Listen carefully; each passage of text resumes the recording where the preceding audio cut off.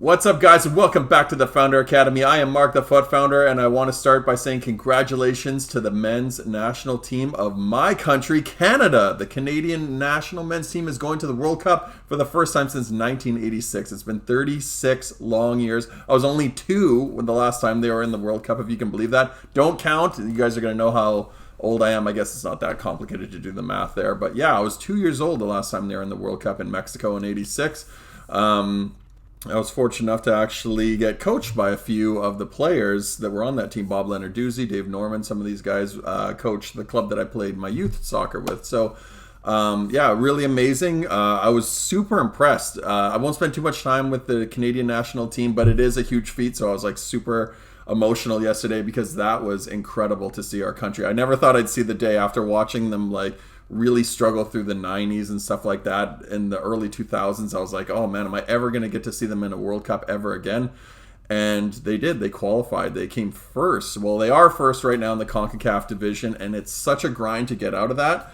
That division is very tough because there's some real hostile territory that you have to play through. So that Canadian team looked really impressive, actually. The best I've ever seen any Canadian national team look. They looked organized. They were structured. They were playing really nice football, and they've got some talent coming up. Like not only Alphonso Davies and Jonathan David, but guys like Tejan Buchanan look fantastic. The midfield, I can't remember his name. He plays in the Portuguese league. But yeah, controlling the midfield, they looked really, really good. Richie Larea looked really good. I'm really excited, guys. I mean, to just be able to watch them in a World Cup this, I guess winter in Qatar is going to be super exciting. So, yeah, congratulations to everybody on the men's national team, and congratulations to the rest of my fellow soccer fans here in Canada. We are really looking forward to the World Cup. So let's get into the gameplay, guys. Alright guys, so before we jump into all the gameplay, if you guys could hit a cheeky like down below, much appreciated. If you are new to the channel, hit that subscribe button, guys. Every follow helps. I appreciate everyone who's returning and everyone who's new. Welcome back. I wish I could be as happy as I was watching Team Canada play, but unfortunately our weekend league did nothing but stress me out. So, this is actually the second time I recorded. The first time I was actually getting anxiety. I had to take a breath after watching the gameplay back. So hopefully that's not scaring you guys off, but I'm glad I didn't live record myself because it would have been watching me rage, because this was probably the most stressed out I've ever been playing FIFA. So we'll get into exactly why that is and my theories on what's going on. But needless to say, it has not been a very fun experience, and it's kind of concerning to me because I'm trying to grow this channel, but at the same time, I don't know what I'm going to do with it going forward because it has been such a negative experience playing this. But again, we'll dissect all that, and you guys will understand where I'm coming from in a second. So the first clip that you guys saw was just showing me getting rid of Ronaldo and some other things because I wanted to bring Puskas in. We had just enough coins to get, Prime Puskas. Unfortunately, he's not in this video because Prime Puskas I ended up buying on the mobile app because one came up. It was a fresh one, and it was for a really good offer, so I had to, or a really good price point, so I had to essentially jump on it and buy it. We ended up selling Ronaldo just because he doesn't really suit that. I was using him as like a right attacking mid, and he just doesn't suit that position. He doesn't have the acceleration. He's a cool card. He's still kind of nostalgic for a lot of people, including myself. And he'd be fun to play offline with that card, but at 500-600K is too much to have for an offline card at this stage in FIFA when you really need to build as meta team as possible. So we ended up selling him. Maybe we can get him in the future. He would be, like I said, fun card to have for my secondary fitness squad, which is like an EPL team. But I don't want to use him as a RAM. He just doesn't have that acceleration, that sprint speed that I really need. He just felt slow and sluggish and too stiff. Cafu is the card that we got from our icon swap. So Cafu we ended up doing for 11 icon swaps. My thumb was on fire because I had to do about 18 games in order to get the last 5 icon swaps, and it was just absolutely painful to do. But we did do them. He's worth it in the end. To me, the icon swaps, I would never do packs. The player picks maybe, but look, I wouldn't for 11 icons for 11 icon tokens. There wasn't anything better. I'm not going to do the pack because the pack never pays out. You guys have seen it in previous videos. Even when I've done the SBCs, the player picks, I think I've gotten a ton of them, 6 or 7 or whatever. That's not a ton, but 6 or 7 of them, never gotten anything. One of my guys in the comments was actually try doing 60 or 70. I'm like, oh my God, if I did 60 or 70, I'd want to kill myself because that is absolutely awful. These are just such a disgrace. I can't even play with them. So that is going to be what the team looks like going into the weekend league. We are going to put Puskas out on the left. Interesting note with Puskas is I love fairing Puskas as a striker. I don't know how well he's suited to a left mid position. You guys will see that in the gameplay. I do dissect how I score goals, who scores goals. But I was thinking with a left foot, he'll be kind of an attacking option. But I score a ton of my goals through the middle. Again, I was like trying to track who scores and how I score. And again, through this weekend, a lot of those goals are coming through the middle. So whether I can have a like 1.5 million coin card sitting out on the right, not scoring goals, who's really just an attacker, like a striker, I don't know. Maybe I'll sell Mbappe. Who knows? I kind of want to play around with a couple options going forward, but I don't know. I'm just contemplating what I want to do. I think because I'm contemplating life after this past weekend of playing this game, it's in such an awful state. I don't even know what I want to do with my team, but it's fun in the sense that I can at least have some options and a little bit of coinage either way. If I sell one or the other, it will give me some, something to contemplate, I guess. What you guys saw also with the first part, when you guys saw those red picks, that wasn't from this weekend. That was from last weekend. So last weekend I was gonna put that stuff on the channel, but I just wanted to get caught up. I was just like, you know what? I'm just gonna delete all this old footage. Just put in the actual player picks so you guys can see that I did finish. I think like 11-9 or something, or 11-8 or whatever it was. And we did get our red picks, and of course we got nothing. And we got nothing in the packs as well. So another question is to like why people want to play FUT Champs, because the rewards are so terrible.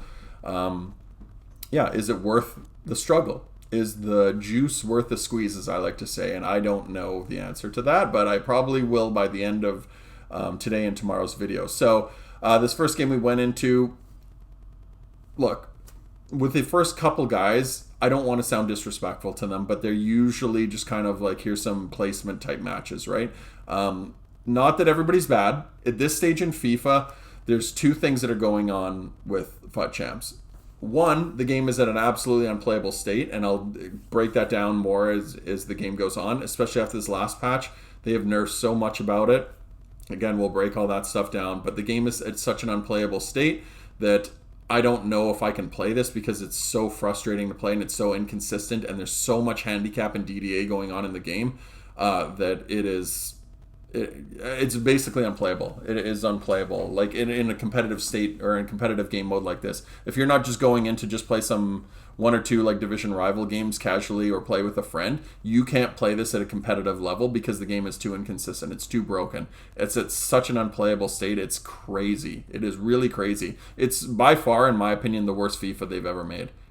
And I don't use that term if ever. Like, I don't know if I've ever said that about a FIFA.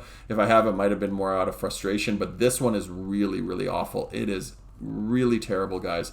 So I don't blame anybody for stopping playing this game at this stage because it is crazy. It's really, really bad. So that's one. And two, it's that all the casuals are gone. So why that's important, it's not because, like, look, I'm a hardcore. I play this game a ton. But the casuals being gone means that everybody is a hardcore. So the hardcores, the issue with that is they play the game to the meta of the game. And why that's problematic for me personally, like I won't speak on anyone else's behalf, but why that's problematic for me is the meta of this game has really changed, especially over the last patch. They've nerfed so many things, which again we'll get into. But now the game is at a state where it's all about dropping back, absorbing pressure, and counterattacking. And not only just counterattacking, but shoot the ball out wide, run to the byline, and smash a ball across, either in a low-driven cross, a lob cross, or what more importantly, just walk down to the end line, walk across the end line, and then cut back for a tramp goal.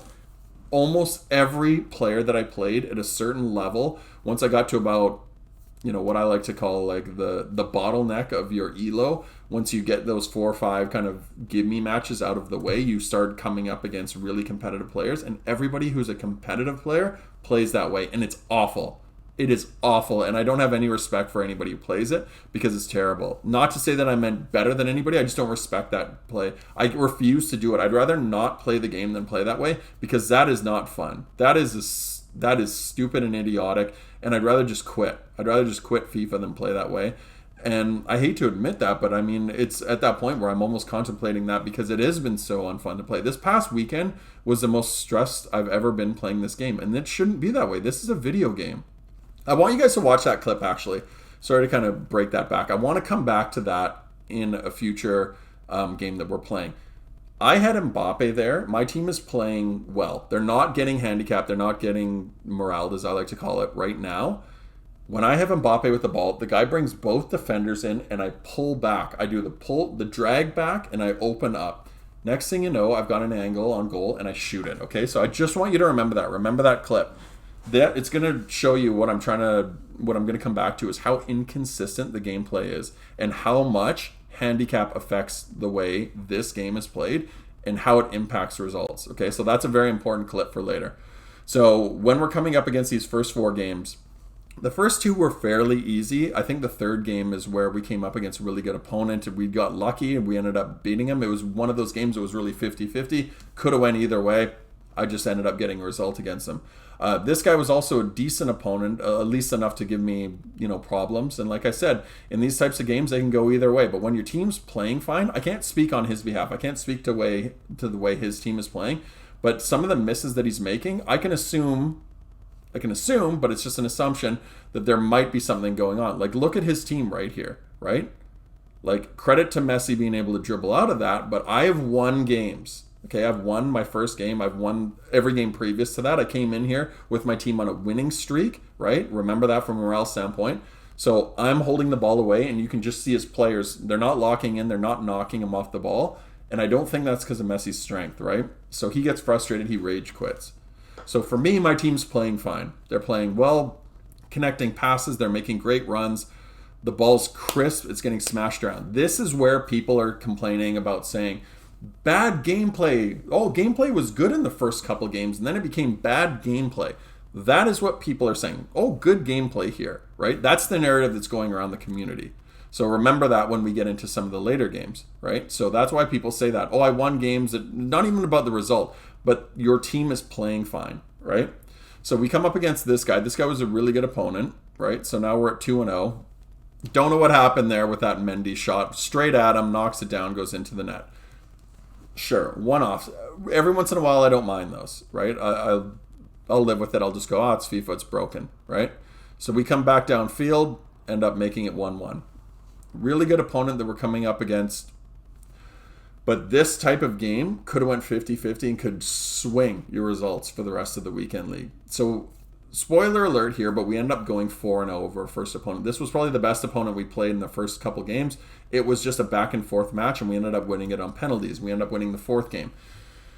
Where this game is causing some real issues for me is that when you hit that 4th game, that elo is really capped out, and now you're coming up against guys that is what I call rat hell, right? So you've got players that are playing that meta where they're just flying the ball out wide, they're running away from goal. I've said this before. Ian Wright always used to use the analogy that you don't score goals unless you're in the middle of the net between the 2 posts. I have never seen in my life anyone run away from the goal, but you see it all the time in FIFA. I see guys that are coming right down the middle, and then they run away from goal, and they run to the end line and sweat the ball back.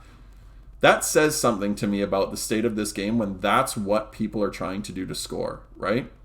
I don't know how they can think that that is fun, but those are the most high percentage goals, because if you're going down the middle, I don't know if the keepers are just overpowered or people are really good at keeper movement, but it's the only time that you can score goals almost on a consistent basis, right? You're seeing all these guys just run down and do this. They're running to the byline, and then they're trying to cut back. It's over and over and over again, and it's so painful, right? This poor guy, unfortunately, is missing some really key chances. Another thing that's been going on is guys, like when the keeper runs out of position and the defender runs back into the goal, you need to switch off of that player, because if if that player in the net, it will default a player into the net. But if a player's in the net and you're not controlling him, any user shot will get intercepted by the person in the net. It's so idiotic. I don't understand why they have that in there. It just bails people out, including myself. There's been times where I've had players in the net that are like, I'm not even controlling. The guy's got a whole wide open net, and he sits there and he misses it, right? So really, really idiotic. I don't know why they have that in there, but it's been in for the last couple of years. I wish they would get rid of that. Yeah, you guys can see what's going on here, right? Like this guy actually had some opportunities late in the game. He had a chance to sweat it back across, but instead it meant his player had to go wide. His player didn't lock into the ball. The ball went past his player. He had to go collect it, and by the time he collects it, now his player has run offside. So when he makes that pass eventually that he's preloaded, the player's offside. It's just all these little things, man. Really, really painful. I'd be really pissed off if I was this guy. I've been through these games 100 million times. This has happened to me a ton. Like I said, I can't speak whether he's won or lost games because this is only my third. But that guy ends up losing this game in a penalty shootout, regardless of, whether that was deserved or not. He had that chance. All he had to do was tramp it across, but instead, because his player didn't lock in, he had to run away. And once he gets the ball, his player's offside. He gets called offside, doesn't get the goal, and now he's into a penalty shootout, loses. You tell me how that's rewarding, right? Like, look at that save from Mendy. That is absolutely atrocious. This game is just in such an unplayable state. I was watching Pieface yesterday, and not that Pieface is necessarily known for being a fantastic player. If you don't know who Pieface is, which you guys, look, if you're watching my channel, you probably know who Pieface is, but just in case you don't, he's a regular YouTube streamer. He's not necessarily, a Twitch streamer, but he's not necessarily known for being a gameplay guy. He spends a bunch of money on pack openings and buys incredible teams and tries awesome players, but he does a Road to Glory, and his Road to Glory team, because it's not necessarily super meta, he's actually just kind of losing games. He took on so many losses, and his team got in such an unplayable state, and I've heard people blame everything under the sun. He was blaming servers yesterday. EA, fix your servers. The game is so heavy. It is not heavy. It has nothing to do with the servers, guys, and I've said that a zillion times ad nauseum. It has nothing to do with the servers. It's the handicap that's in the game when you lose. It's as simple as that. His team was playing fine. He took on 4 or 5 losses in a row. They were unable to make a pass, right? So there's a ton of things that are happening, right? We're going to see it a bunch with my team. Hiding, right? Hiding is basically when you have the ball in an attacking position, your players run in behind, or as soon as you make a pass, they move in behind a defender. It's what I call hiding. Offside, they run a ton of offside. You're going to hit a ton of posts. Indirect tracking. For those of you that don't know what indirect tracking is, look at that. That's ridiculous too. The guy just randomly hits shoot from the middle of the field, goes flying in. So indirect tracking, what indirect tracking is let's say the ball's here, your player's here, and your opponent's player's here. When you're getting handicapped, your players will do those weave runs. So what it's doing is it's trying to slow your player down so the opponent's player, or the computer sometimes, will get to the ball first. It happens when your team's getting handicapped. Like, look at that. That was an absolutely incredibly idiotic pass. But it happened a ton, right? You're going to see it a bunch in this gameplay, right? Where guys are just taking those weave runs. You're going to see them do that. They're going to take wide runs. It's indirect tracking. There's a perfect example of let the computer just sit in the net, and regardless of whether the guy deserved the goal or not, he's going to shoot it straight at the player. It happens 10 times out of 10. Next thing you know, I'm downfield. Bang, bang. 2-2. And then we come downfield. We create another opportunity. This guy's team's starting to fall all over each other, right? So you've got the DDA starting to affect this guy. And look, whether I deserve to win this game or not my call, but I ended up winning because my team is playing good, because I've been winning. My team is playing good. They're crisp. They're making quick cuts with the ball. The passing's fine. They're opening up. They're having passing lanes. They're identifying like how to create triangles and everything. There's no hiding. There's no sliding. There's no ball bouncing, right? When you're running, the ball will either get, like when you're on a sprint, if you knock the ball in the space, they'll knock it away from the goal. So it gives the opponent a better straight line towards getting into position. The ball will bounce when you're sprinting away. You're trying to sprint away. The ball will bounce. So it means it's got to slow your player down. So he's got to get the ball under control. There's a perfect example now that we're in rat hell. We're 4-0. We come up against a really good opponent. No offense to this guy. I don't mean that in a rude way, but he's a rat player, right? So he's playing towards the meta. So this guy was very good. He understood how to play this game. Unfortunately, my team ends up conceding a goal very early on because he did exactly what I was talking about. These guys are getting the ball out wide, or they're running away from goal. They're hitting that byline and just aggressive cutback so they can smash it into the side of the net that the keeper can't get across in time. It's the same thing, right? You guys watch the way these guys play. They all run to the end line. They run to the sideline. They run down the sideline to the end line, along the end line, and then they try to cut it back, right? They very, very rarely just like run towards goal. There's a rare one just because he had the breakaway, right? He's not going to run and tramp it across there, but it's not uncommon for guys to do that. If they're on a 2-on-1, they'll literally run a straight line towards the end line instead of run towards goal. And next thing you know, we're down 2-0. This guy was a good player, but next thing you know, my team sliders have started to drop because we're down 2-0. So I try to go ultra attacking. One of the things that's been very frustrating for me is they've actually, with this latest patch, they've nerfed tracking.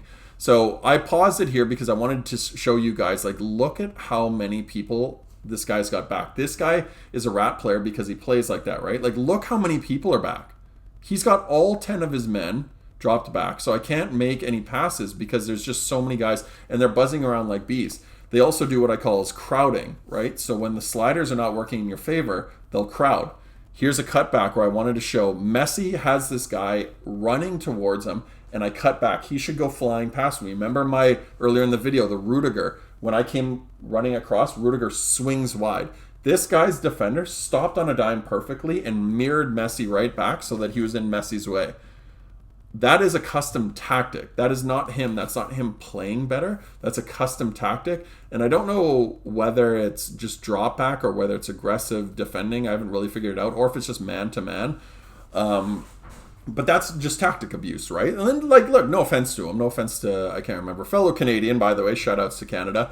I can't remember his name. But, like, credit to him for knowing that. But, like, look, 10 men back, and then they just counterattack. They have absolutely nerfed, like just killed 4-2-4 constant pressure. So what is happening now is the stamina drains even quicker, right? So now I have to relook at my tactics because you can't do constant pressure. It is absolutely detrimental to do constant pressure for any more than 5 minutes. Your player's stamina will totally drain, which I'm okay with. But the problem with that is I didn't know that before going into this weekend. So that's one of the things that they've done with the patch. The other one is 4-2-4 is getting absolutely killed in the sense that players are not tracking runs properly. So what used to happen, right? Like, look at that. Another perfect example of now we're just getting morelled, right? Poor pass decision, but look, it went straight to him. So what happened with 4-2-4 was you had a 4 defensive line, you have your 2 midfield, and then your attackers. Your attackers were never going to be good defensively because they're attackers. Their sliders go way up when you're in ultra attacking mode, so they are supposed to play really good from an attacking standpoint. The midfielders, their attacking go up, but their defending goes down. So it's already 2 guys in the midfield, but normally the attacking sliders being so far up means that the defensive sliders in that case for those 2 midfielders drop way through the floor, and they have always been like that because what EA wants you to do is if you're in 4-2-4, they want to create counterattacks. They think you should be pushed too far forward. Your midfielder just should be turning the ball over, not tracking runs. The problem is what used to happen is your defenders, at least when they were 1-on-1 or 2-on-1 or 1-on-2 or whatever it was, could at least hold their own. So if you had a 1-on-1 battle, your defender would be able to hold his own, and if you read it properly, you could make that tackle 1-on-1. They have nerfed the defending, so the defenders now are totally useless. So you might as well play as 0-2-8 because your defenders now, they do not track runs properly. They will constantly, every time the ball comes forward, the guy will collect it and just turn, and your defender will shooting past him habitually. Or if you back up and you don't want to run forward, so if the ball comes into that midfielder, you control the defender and move him back so he doesn't go shooting forward. Some of the other guys will do that, but all the other wingbacks, even if they read it properly, they're going to get beat. They're going to get beat in behind because the wingers will beat them in behind, and guys just dump the ball into corners, which causes those crosses and causes those tramp goals. It's over and over and over again. Now, I paused this a lot because I wanted to show a lot of examples of just stuff that was going on. There, I wanted to show when Messi comes here. Well, sorry, before that. When Messi goes in and he wants to cut back, both my players in advantageous positions where I can tramp the ball across. But as soon as I cut back and I had a passing lane, they hid, right? This stuff is happening after 1 loss. Your team is starting to get nerfed, right? So that happened after that first goal that guy scored. Or sorry, not the first goal, but after that first loss, right? So we're now at a 3-2 game. I'm trying to get, 3-2 game where I'm in the lead here, but I'm trying to just hold on. But because my team is getting handicapped now, all these little niggly things are happening. We have 2 magnet balls that pop into this guy, and then he red times a bicycle kick, and if you go back and watch that replay, the keeper short arms it, right? So now we got another opportunity. Player's not locking in there. There's another missed run. Ball double bounces off of both of my defenders when I try to tackle him. Bounces right to him and he just smashes it in. So you can say whatever you want, right? Like you could say, oh, you should have done this, you should have done that. EA apologists do that all the time. They just say, oh, you should have done this, you should have done that, you should have read here, you shouldn't have done that. It is not about that result. It's about what created the result. It's cause and effect, right? The cause is happening because you've lost the game and your sliders drop. Your team is getting morale. Now we've taken on 2 losses. They're going to be even worse in the next game. You guys just wait, right? So 4 wins in a row, and then you lose, and next thing you know, your team amplifies. And it's getting increasingly worse with every patch. They're bringing up all this old code somehow, and the game is getting really, really bad to a point where it's literally unplayable. If you lose one game, you cannot play a game. These opponents are too good, and they abuse the tactics too much for your team to be handicapped at all, right? Like absolutely unplayable states. This game is just crazy now. So now that we're going into this 3rd game, right? Like look at this.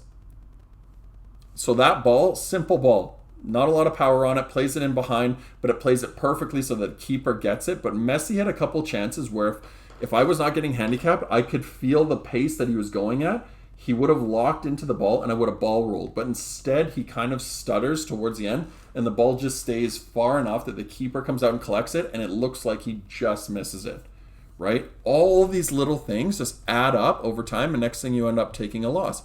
A shot there, the ball's bouncing, so he takes an off-balance shot and then, surprise, what did I say before? A lot more posts are hit, right? Offsides posts, they're a lot more prevalent. Here's another chance. I want to switch the ball. Look at the lob. Creates an opportunity. Watch my keeper's movement, right? Like everything there, right? So the turn, I want to lob it and I want to switch the play across. Why the hell would I want to play it to that center back?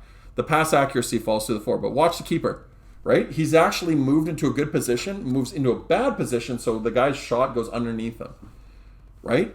All these little things, right? So you cannot win this game unless you are absolutely heroically good because the game is you're playing against a really good opponent, but you're also playing against the game now, right? So now I have to go ultra attacking, and your team's just falling to the floor. Remember what we talked about earlier about how defenders, they at least used to be able to hold their own? There's a perfect example of it. The guy just lobs it blindly into the corner just to clear it from the pressure.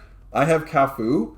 The ball's bouncing in his favor. I'm trying to turn outside, but instead my Cafu just runs aggressively to the left. So now he's by himself alone on a break. I actually had really good position with Rudiger. All he had to do was stick out a leg to intercept that pass. Doesn't do anything. There's another chance where I have a chance to break. I play that ball through to Mbappe. I want that ball to go through to Mbappe. Instead, he jumps over the ball. It goes to Puskas. When I knock the ball into space with Puskas, he knocks it in an angled position away from goal. So now Puskas has to run away in order to collect the ball, and that gives the defender time to get back in position. I have to now cut back. I'm looking for the outlet inside, but as soon as I look on to the player, like when you look at the player, that Mateus stops his run and comes back and does what I call hiding. He hides behind the defender. So now the defender's got a good position. So when I make that pass, it gets intercepted and the guy's away on a counterattack, right? All these little things. The next thing you know, you're down 4-2, right? What should have been a competitive game isn't competitive. Like these guys can't make passes. Here's what I call crowding. Look at how wide they are. When you're in a position, actually I must have edited that a little bit too soon, but like when you're in a position where you're in that offensive position, I was seeing this a lot. When I was getting handicapped, my 2 attacking midfielders were coming in, and what that's doing is called crowding.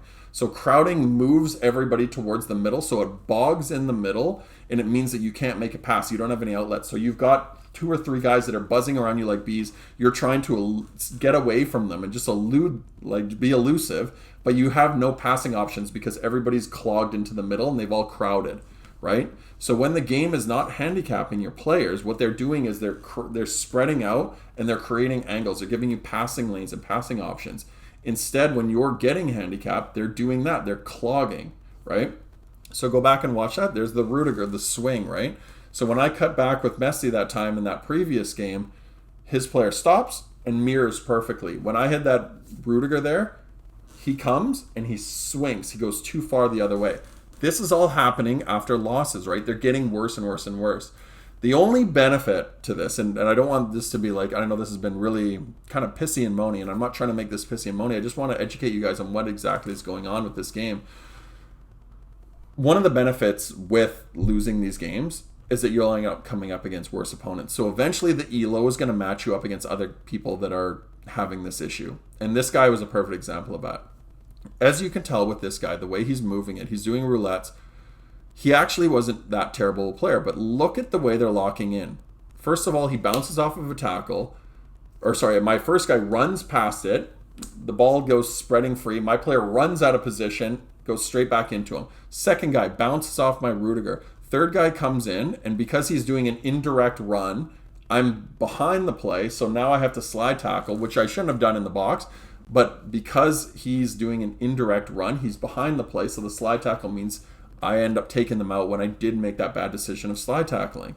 But it's all those little things, right? There's a perfect example of Mbappe. He should have dropped back, but instead, because the offensive AI is so nerfed with the handicap, he's hiding now. I don't have a passing lane. Perfect example of a ball coming across the box. I just want a simple... I have got 4 players there. Messi jumps over the ball. He's in the middle. He's in the best position to take it. He jumps over the ball, and the ball goes wide. So now my Mbappe has to run towards the corner and removes any attacking positioning that I had. Right? So regardless of whether this guy's team is getting handicapped or not, my team is. I can only tell you that I can only assume this guy's team is, which is why this guy's getting so frustrated. But look at this. Puskas right in the middle, misses that. Okay, so that's prime Puskas. And what I want you guys to pay attention to is if you go back and watch that, obviously this guy's getting very frustrated because his players aren't locking in now. But when I'm coming in there, he should finish that 10 times out of 10. He's in a perfect position when I hit shoot. Go back and you can pause it. He's in a really good position, but it does what I call stuttering or chugging. And what that does is it takes little extra animations, so it moves your player into a disadvantageous position, or it means they're hitting it off balance. So he's right square in the middle of the net, but because the animation chugs and slows down when you get handicapped, he's now slid 2 feet more to the left, and it causes him to off balance hit that and miss the net. Right? Insane stuff going on with this game. This is happening all over the place to everybody. I'm not even kidding you guys. I watched probably 4 different YouTubers and streamers, or at least streamers. I watched them losing games and blame handicap. Not blame handicap, but blame servers, blame bad gameplay. Habitually it happened when they were losing. This is not just me. This is happening all over the place, and people are getting furious because now all the casuals are gone. There's nobody to beat up anymore. Every game is competitive, but this game is so screwed up. It's such a piece of shit, this game, that stuff is happening all over the place, and people are getting frustrated with it. And they don't understand it. They think it's a server issue. It's not a server issue, guys. This is as clear as day. Like, I can't produce a better example of what's going on here. And look, I understand my channel is really small. I'm not the biggest YouTuber in the world, but I hope this type of narrative at least gets around, that people are asking questions. I don't need people to do this because of me. I'm just hoping that like somebody who's got more of a platform identifies that and starts to pick up on what's happening. This is happening because the old game code is being used over and over and over. The Frostbite engine has morale in it, and it's been in for years. It's the same issue over and over, and it's why people are getting frustrated with this game, because it's broken. And every time they patch it, it brings up old gameplay, or it breaks other parts of the game. So next thing you know, we're right back in square one. Even to this day, right? It's the same issue. I feel like I'm a broken record because I'm telling the same story, but every time that I'm playing it, it does the same thing. Right? So we played 2 guys that were getting handicapped, and we beat them both because their team were getting handicapped worse than mine. The last guy that I played, that Mexican player, he had the Club America badge, right? So I'm playing against that guy. You could tell that he was furious because I made him rage quit in 12 minutes. Not because I was playing very good, but I could tell you that even though it was only that one clip, because not a lot happened in the game, I basically scored a goal because his players weren't locking into anything. I guarantee you that guy's lost probably at least 4 or 5 games on the bounce, and he's just furious, and now it's causing him to rage quit and causes him to get mad. He's having mental health issues now because he's frustrated at this, unless he's like a better person than all of us, and he just refuses to get mad at it because this is infuriating to play, believe me. But that is not the actions of a guy who's having a good time, right? He was in that game, and his players were not locking into a single thing. So I can tell you within 2 minutes of the game starting whether I'm probably going to win, unless I'm just coming up against a really good opponent. But those games, you can't even tell those games anymore because of all the handicap that's going on. So there's the clip that I wanted you guys to watch. Go back, rewind that for a sec. I have Mbappe now. My team is still heavily handicapped because of the losses that I took, right? I've got Mbappe. He brings both of his players. He brings his defender and he calls the second man into that space. I try the drag back, but when I do the drag back, his players just run in and knock my Mbappe off balance. He's away with the ball. This game was riddled with handicap. Absolutely riddled with it. This guy played in a very aggressive, it was almost like a 4-2-4, but it was probably more like a 4-3-3. He just played super aggressive the entire game. And no offense to him, like I'm not angry at him, but I could not do anything because my players were so lumbersome that I couldn't. If you guys watch any attacks that I have, I essentially am trying to get the ball out of my feet because I cannot go into a 50-50 battle because my players will lose the 50-50 battles. The passing is all over the place. It's erratic. You just have no control. They're chugging. They can't take advantage of space. His players are coming and putting you under pressure because he played in such an aggressive style. But because my players are getting handicapped so bad, I can't allow any 50-50 battles. My players are going to get knocked off the ball. So as you guys can watch, everything that I'm doing, I have to get rid of the ball quicker. I have to get rid of it before he gets there, because if he gets there, my players are not going to they're not going to intercept passes, they're not going to complete passes. Next thing you know, he's away, no interception, and he's scoring. And I know people are just going to say, oh, you're just making out excuses that you're losing. It's not about the losses, guys. Again, it is about what's happening. If you guys watch all these gameplays, or all this gameplay, nobody's biting, right? His players are defending perfectly, and you can give him credit for that. But I'm having to create opportunities by just avoiding him. And even when I do create an opportunity, wide open net, misses the net. Doesn't even hit the net, right? So this guy was a perfect example. Or here's a great example, right? So I cut back. His Varane should go flying past. Look at how under hit that pass is. He should be able to take advantage of that space, play it crisply into Lothar Matthäus, and Lothar Matthäus is at least away. So I've got a run on. It underhits the pass. His Varane cuts back, tracks the pass down, tries to clear it. It bounces off my player straight to him. And next thing you know, he's sending players through. And my guys are not stopping a single thing. They're not intercepting any passes, right? Just watch all these underhit passes. Watch how little, you've got no angles, right? All my players are running away, and his players are perfectly covering every passing lane. No interception there. He's away. This game was the epitome of everything that just made me frustrated. So I know that there's a lot to digest there. I was trying to talk really fast to stay up with the gameplay, but guys, there's a ton of stuff going on with this game. It is an absolutely unplayable state, and it makes me question whether I want to play this or not, because that is awful. That is so frustrating from a mental health standpoint, because you can't play it. It's not fair. And that's the best way for me to describe it. It's not fair. Whether it's for you or against you, no game is 50-50. This game is in such an awful state. It's such a piece of shit. It's the worst FIFA that I've ever played in my life, period. And I don't say that about a lot. That is an absolutely unplayable game.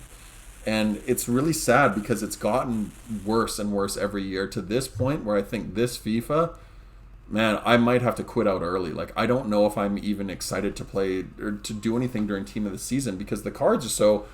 everyone's team is so highly rated now that, what's the point of Team of the Season? Because if it's to play the game, man, I don't know if I can, because that is just so frustrating. That is so frustrating, guys. But anyway, I appreciate you guys sticking with me to the very end. I know that I was a bit whiny, but hopefully, I just hope that you guys can learn something from this, right?